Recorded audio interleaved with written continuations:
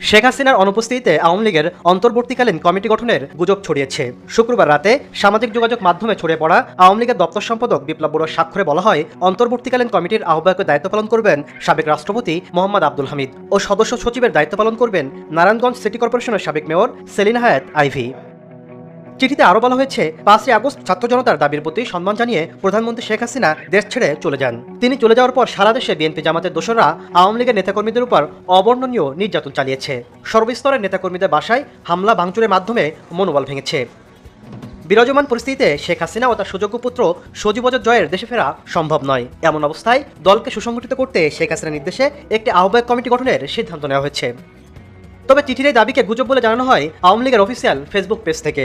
এক বার্তায় আওয়ামী লীগের যুগ্ম সাধারণ সম্পাদক আফাম বাহাউদ্দিন নাসিম বলেন, এটি সম্পূর্ণরূপে গুজব ও ষড়যন্ত্রকারীদের চক্রান্তের অংশ। বাংলাদেশ আওয়ামী লীগ বাংলাদেশের ঐতিহ্যবাহী রাজনৈতিক দল। ষড়যন্ত্রকারীরা আওয়ামী লীগের বিরুদ্ধে সবসময় গুজব রটিয়ে চক্রান্ত করছে। তৃণমূলের সকল নেতাকর্মী বঙ্গবন্ধু কন্যার নেতৃত্বে ঐক্যবদ্ধ আছে। আওয়ামী লীগের সর্বস্তরের নেতাকর্মী ও দেশপ্রেমিক জনগণকে সকল ষড়যন্ত্রের বিরুদ্ধে সতর্ক ও সচেতন থাকতে হবে। একই সাথে গঠনতন্ত্র মোতাবেক আওয়ামী লীগে আহ্বায়ক কমিটি গঠনের সুযোগ নেই বলেও জানানো হয়।